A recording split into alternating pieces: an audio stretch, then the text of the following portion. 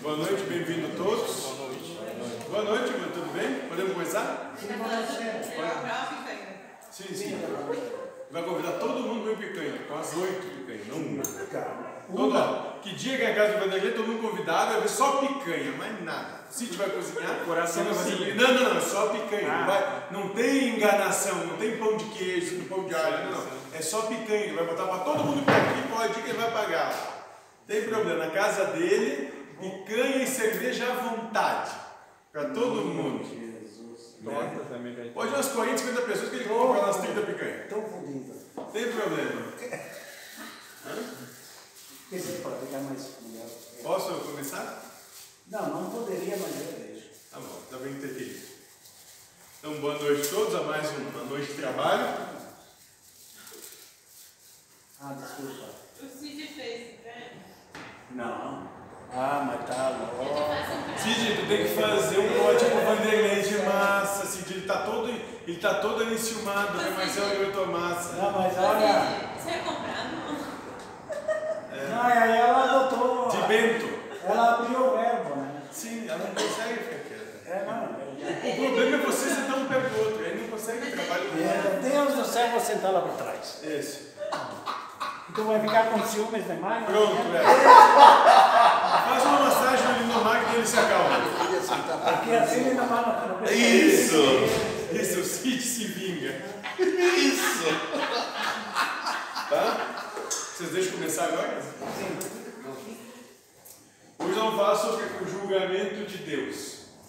Antes da gente começar, lembrando que essa é uma proposta discipular, o discípulo é aquele que está aberto ao novo, ao diferente, que não está preso sempre às mesmas ideias. E que em qualquer momento alguém quiser falar alguma coisa, questionar, perguntar, a palavra é franca, aberta, só levantar a mão que a gente chama de diálogo. Certo? Então, antes de começarmos, alguém tem alguma pergunta? É muita cara a massa assim.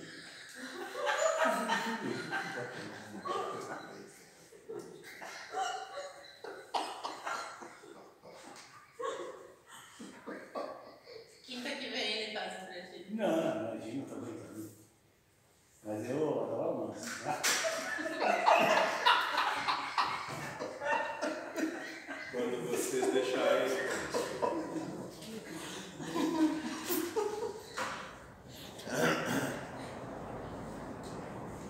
Me lembra, tipo assim, no colégio, na segunda série, era mais ou menos assim, né? Eu ficava olhando, esperando, quando as crianças deixavam, começava.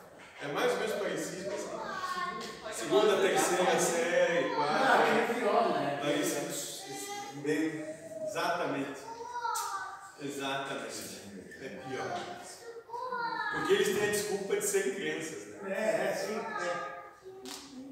Aí eu não deixei de ser ainda. Exatamente. Verdade. Tá, quando vocês. Quando eu ia na igreja, os caras me puxavam as orelhas, de tanto eu incomodava. O padre lá para falou,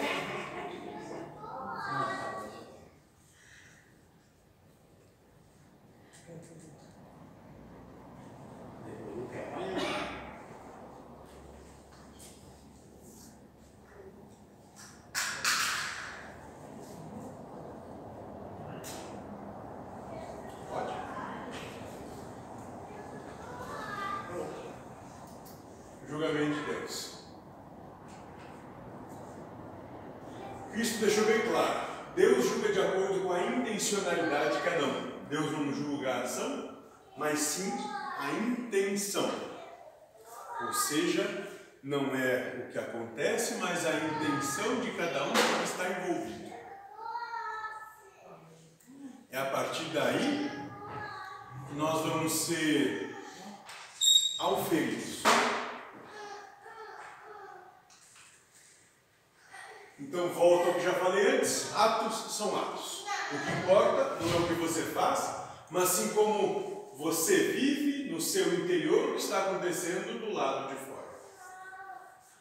Se você acha que tem razão, se você acha que está certo, se você acha que você sabe como são as coisas, se o seu posicionamento, ou melhor, tem que ser como você quer que seja.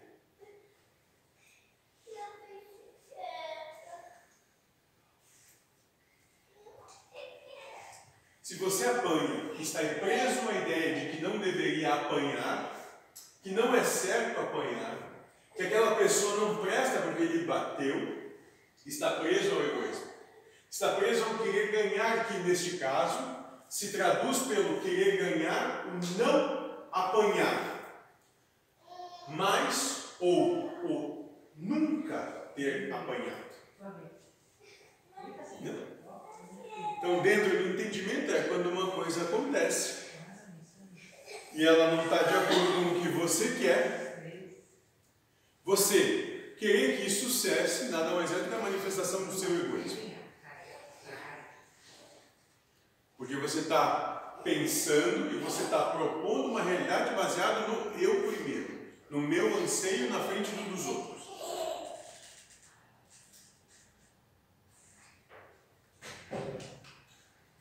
No livro dos Espíritos, falando sobre fatalidade, pergunta 851. Haverá fatalidade nos acontecimentos da vida, conforme ao sentido que se dá a este vocábulo? Quer dizer, todos os acontecimentos são pré-determinados? E nesse caso, que venha a ser o livre-arbítrio. Então, Allan Kardec pergunta para o Espírito da Verdade: existe fatalidade, ou seja, as coisas já estão pré-determinadas? Se já estão pré-determinadas, como existe livre-arbítrio? Como você pode ter livre poder de escolha se tudo que tem para acontecer já está pré-determinado que vai acontecer? E o Espírito da Verdade vai dizer que a fatalidade existe unicamente pela escolha que o Espírito fez ao encarnar desta ou daquela prova para sofrer.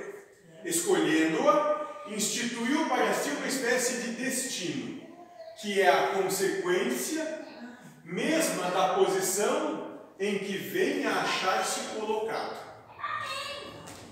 Falo das provas físicas, pois, pelo que toca às provas morais e às tentações, o espírito, conservando o livre-arbítrio quanto ao bem e ao mal, é sempre senhor de ceder ou de resistir.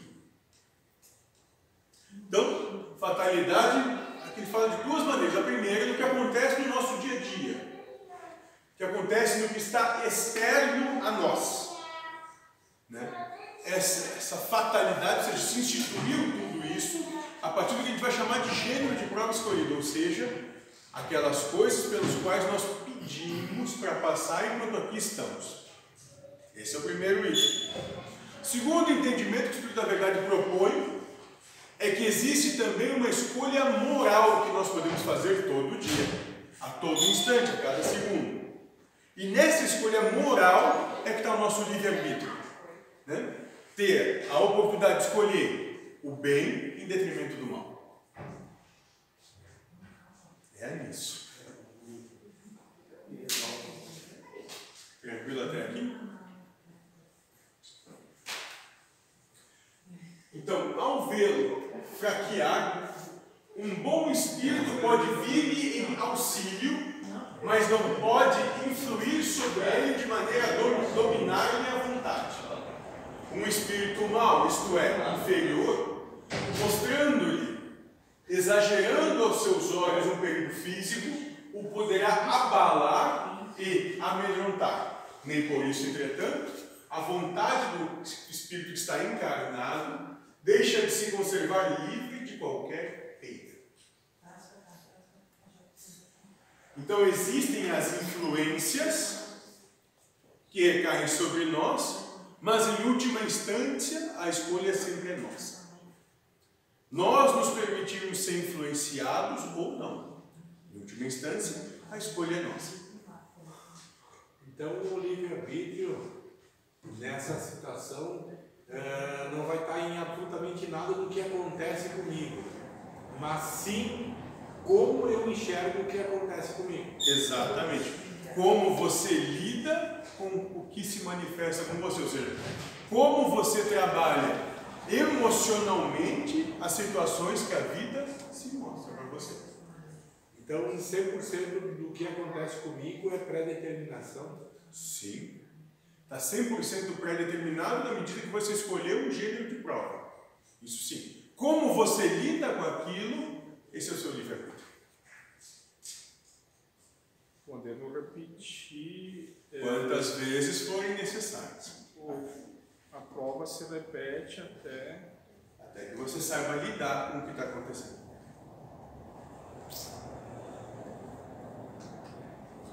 Se, ao pedir o seu gênero de provas, foi criada como está na pergunta 851 do Livro dos Espíritos, uma espécie de destino que resultou no fato de precisar apanhar nesse momento, se agora se rebela contra isso, você não está vivendo o amor a Deus acima de todas as coisas e o próximo como a si mesmo.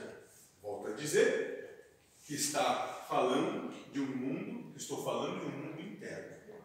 Então, se você, quando encarnou, antes de encarnar, solicitou na sua vivência situações de violência, porque você entendia que saberia lidar com isso, toda vez que essa situação de violência lhe chega, e você não encara isso como sendo o mais puro amor de Deus por você, porque você pediu por isso, você está atuando, você está recebendo isso, embasado no seu individualismo, de escolher o mal.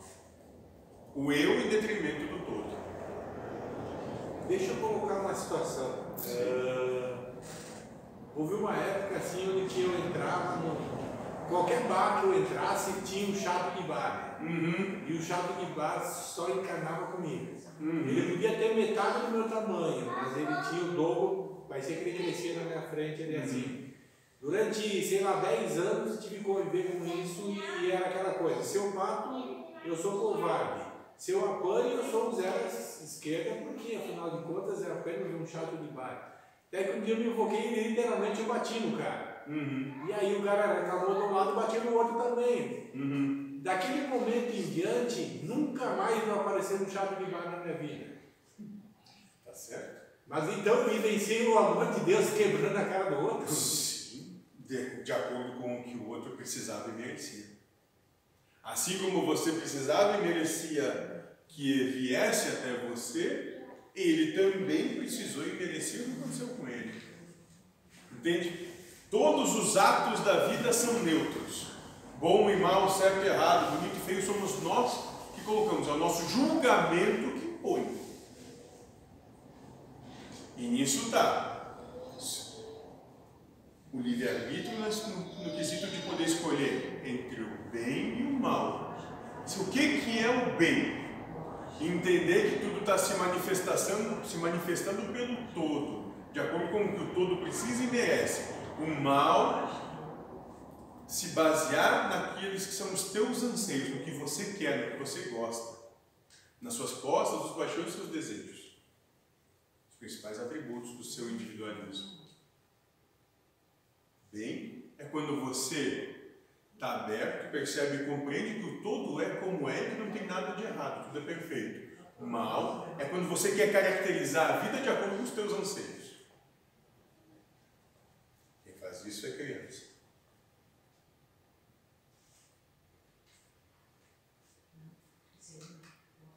Agora, se neste momento que você apanha e ama a Deus acima de todas as coisas e o próximo como a si mesmo, como já explicamos, como se vivencia isso então? Conseguiu reagir de acordo com aquilo que você esperava que fosse a sua reação antes de pedir o gênero de provas que levou a esse destino. Portanto, aproximou-se de Deus, que é o objetivo a ser alcançado numa encarnação. Primeira coisa que a gente tem que entender, nós encarnamos, todos nós estamos aqui para um objetivo simples, é nos aproximarmos de Deus. Trilharmos mais um passo em direção de Deus. Como é que a gente trilha mais um passo em direção de Deus? Compreendendo que tudo que te acontece na existência é fruto do amor de Deus e com isso você se sente amado por Ele. Quando você se sente amado com o que acontece na vida, você está amando a Deus acima de todas as coisas. E daí, além do sentimento manifestado no momento, eles dizem, e o que ficou? Tu carrega a vitória por um longo tempo, que tu arrasta aquele sentimento à frente, né? Além do momento, ainda tu alimenta, né? Ou a culpa, ou a exaltação. Isso. Os dois é a resultante do ato. Só tem mais um detalhe que precisamos abordar. Você diz que Deus é misericordioso. Sim, Ele é, mas como espírito e não como ser humano. Deus tem tanta misericórdia com o espírito que faz o humano, ao qual ele está ligado, apanhar para que o ser universal tenha a justa prova que precisa para a sua elevação. Veja que misericórdia divina. Então nós temos que ter uma simples percepção. Nós somos seres espirituais, né, passando por uma breve, curta, ínfima encarnação. Nós não somos seres humanos que têm um espírito, nós somos espíritos passando por uma encarnação. Isso muda totalmente a relação de lógica que nós temos para com a vida. Tudo que acontece no decorrer dessa passagem material nada mais é do que situações que nós temos de experienciar, vivenciar e transpor, né? E nessa transposição passa que a gente viva tudo isso que acontece com paz, harmonia e felicidade.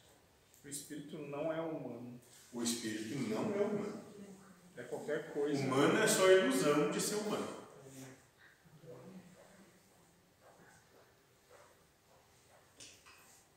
Então não dá para pensar num Deus misericordioso a partir dos seus anseios humanos, daquilo que você quer. Não é ali que está a misericórdia, não vai ser ali. Se for pensar a partir disso, terá que jogar a Bíblia fora. Isso porque no Velho Testamento diz para os judeus: vá lá e lutem contra aquele povo. Nesta luta morrerão todos, mas vocês têm que ir lá e lutar. Ou seja, Deus sabia que eles iriam morrer, mesmo assim, mas assim mesmo, os manda para a luta. Então nós temos que mudar a nossa lógica existencial, né, e passar a trabalhar com uma lógica de somos espíritos, vivendo uma encarnação que inexoravelmente vai passar, e passa muito rápido. A vida, a encarnação que nós temos passa muito rápido. A história da Arjuna ali. Tem que lutar lá. Sócrates já dizia: viver nada mais é do que se preparar para bem morrer, porque essa é a única certeza. Todo o resto são possibilidades e alegorias. A única certeza é o desencarne. Se você não vive pensando em bem morrer, você está desperdiçando a sua existência.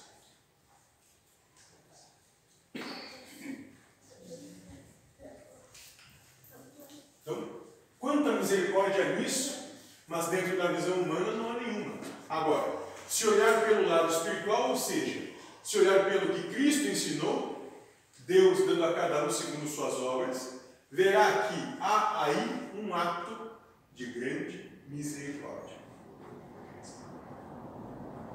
Porque Deus não está nem aí, o universo não se importa com o que você quer nesse momento. O universo tem um compromisso com você mesmo, daquilo que você precisa. E isso é muito importante ter em mente.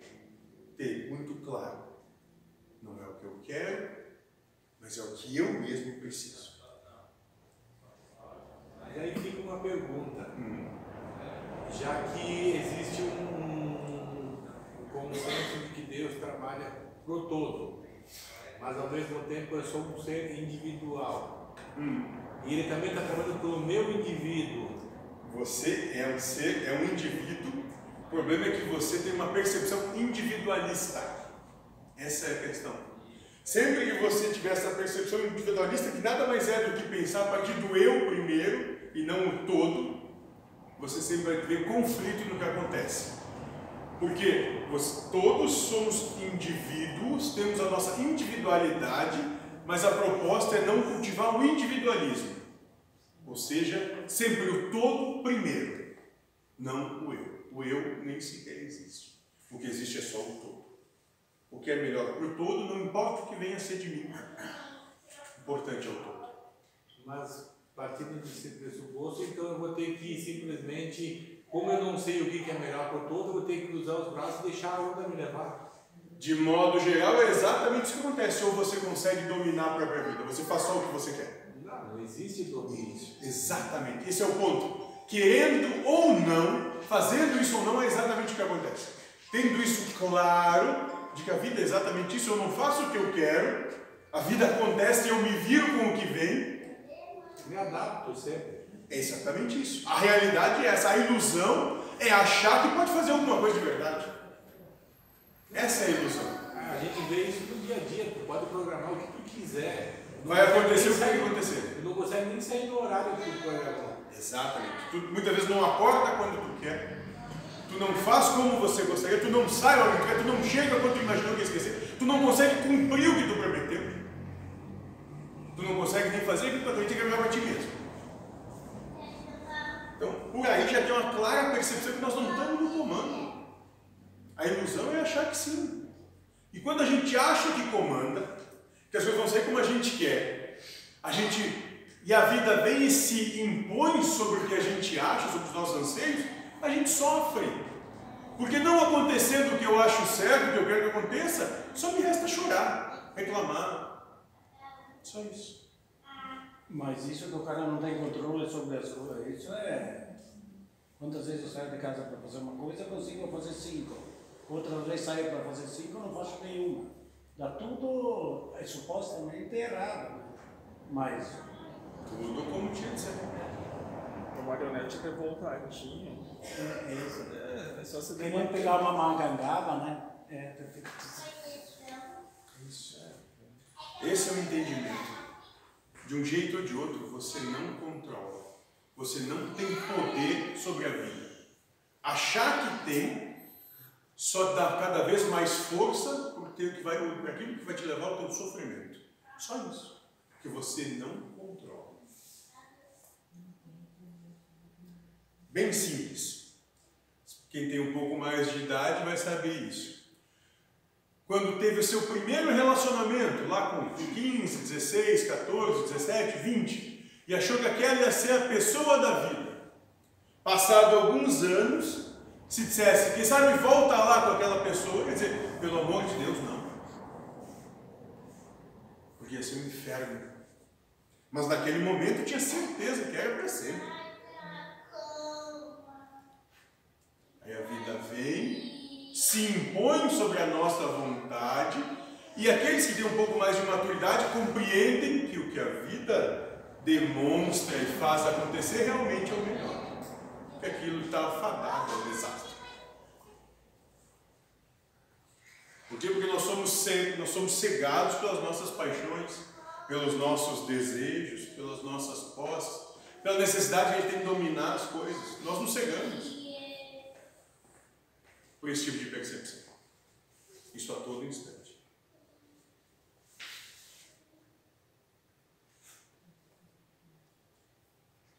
Por fim, você verá que há um ato onde Deus sabe que o espírito será contrariado pela mente.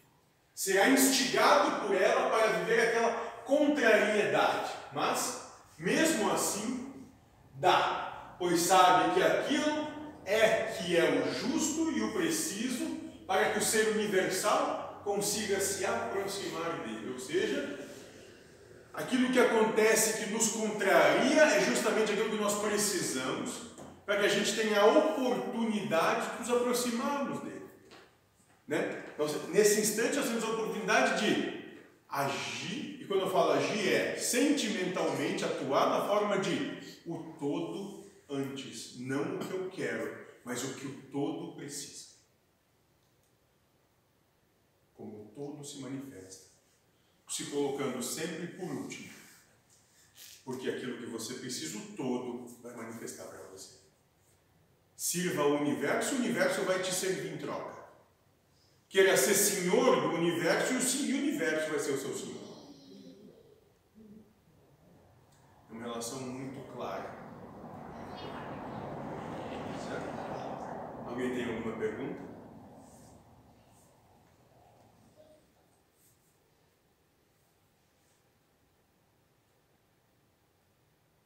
Não? Então é isso. O mais importante daqui, se vocês puderem sair daqui hoje, é tendo essa clara percepção. Não controlam a vida. E que se acreditarem que estão no controle, inexoravelmente vão chegar a uma percepção, uma situação só: sofrimento. É uma frustração que dentro é incompetente. Eu estou no controle e não acontece o que eu estou controlando, eu sou incompetente, vou me culpar. E tudo vai contra aquilo que eu determino. Sim. Isso fatalmente vai levar à culpa. No final, o inferno é cheio daqueles que se culpam. Porque só faz errado aquele que se culpa pelo que faz.